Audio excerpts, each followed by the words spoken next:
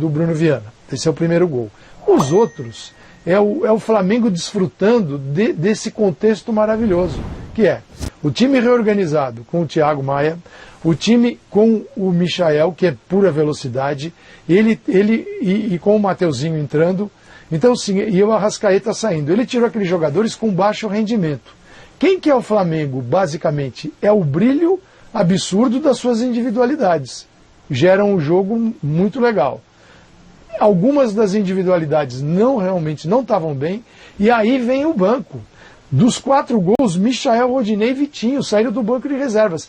Esses caras jogaram aquilo que aqueles que a gente esperava que jogassem, não jogaram. E com uma circunstância maravilhosa do jogo. Agredir, velocidade, espaço, contra-ataque, o Grêmio saindo, o Grêmio precisando, o Grêmio toma 1 e toma 2, e toma 3 e toma 4, e é difícil imaginar o Grêmio na outra fase da Copa do Brasil, né?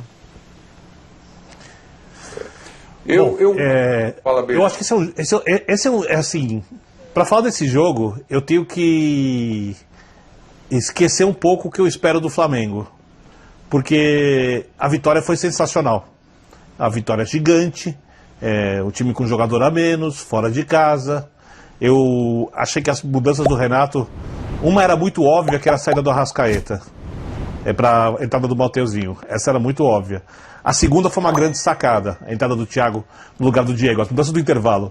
Eu estou falando porque ele abre mão de construção no meio de campo. Não estou falando que o time não pode construir no meio de campo, mas ele abriu mão de muita capacidade de construção por dentro, pelo meio, e ele manteve a capacidade de recomposição pelos lados, a força de marcação pelos lados. O Grêmio é um time muito pouco criativo, e com o Ferreirinha entrando no lugar do Douglas Costa. O Douglas, para mim, é um grande jogador, mas pelo futebol que ele tem jogado, ele tem que entrar em campo para ver se uma hora ele consegue recuperar o futebol. Porque se fosse uma troca não por conta de lesão, mas por conta de escolha, simplesmente por desempenho, eu entenderia. Porque o Douglas Costa não está jogando nada. E o Ferreirinha era uma opção de velocidade pelos lados, e o Flamengo não poderia, por exemplo, abrir mão do Michael, que eu li era a troca mais pedida, e pedir para o Arrascaeta voltar para marcar pelo lado, ou de repente pedir para o Arrascaeta vir por dentro e o Diego abrir para marcar pelo lado, ou até empurrar o Thiago Maia ali. A troca do Renato foi perfeita. E desse cenário, o Flamengo fez um segundo tempo extremamente elogiável, onde você inclui competência para contra-atacar, capacidade técnica dos jogadores que entraram, raça, comprometimento. Você tem várias coisas para elogiar. Mas essa circunstância, eu estou elogiando o Flamengo, e eu vou tirar o Flamengo do pacote Flamengo, ela é elogiável, ela é se aplaudir. Se fosse o São Paulo, o Fortaleza, o Grêmio, o Atlético Paranaense ou o Santos, qualquer um dos outros 5 times que atuaram na Copa do Brasil, eu diria que a equipe foi irretocável, perfeita. Mas do Flamengo eu esperava o primeiro tempo melhor. Eu quero só acrescentar isso. E não é uma crítica para desmerecer o resultado, ao contrário, estou elogiando o resultado. Porque o jogo de perde e pressiona, de esmagar o adversário, o Flamengo não conseguiu fazer. E o Flamengo não faz, de fato, no nível que começou a fazer desde a chegada do Renato, desde a volta do intervalo do jogo em Itaquera contra o Corinthians. O Flamengo fez no primeiro tempo, daquela partida, depois não fez mais. Ganhou do Olímpia sem precisar fazer, porque o Olímpia não era um time tão forte assim. Ganhou do Sport sem precisar fazer. E hoje ganhou de novo sem precisar fazer.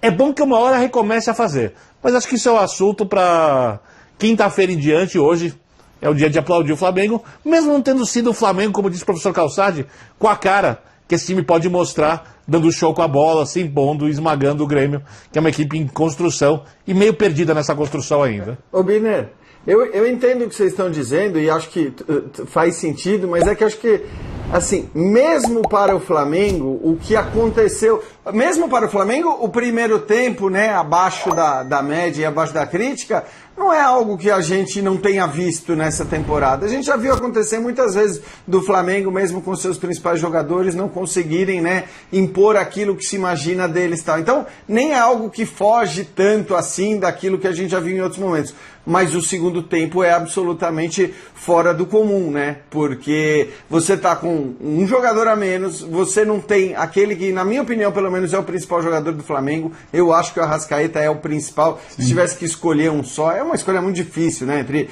Bruno Henrique, entre Gabigol, mas você não tem o Bruno Henrique também, você não tem o Arrascaeta, você tá com um a menos.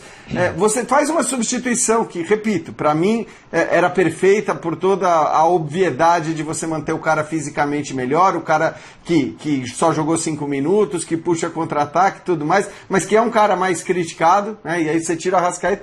E o Flamengo surpreende também no começo do segundo tempo, porque eu acho que a postura foi surpreendente, embora depois a gente possa dizer, como falou o Calçade, né? Depois do primeiro gol, aí os gols saem da maneira que a gente até achava que esses gols poderiam sair, que é no contra-ataque, que é baixando as linhas, deixando o Grêmio subir, aí já era um Grêmio bagunçado também, e o Flamengo faz os seus gols ali, né, em contra-ataques, ou consegue os lances dos gols em contra-ataques. Mas foi muito surpreendente para mim o começo do segundo tempo do Flamengo, e é na pressão que ele faz o gol, né? Na pressão, ainda que numa falha individual ali de marcação numa bola parada. Eu só...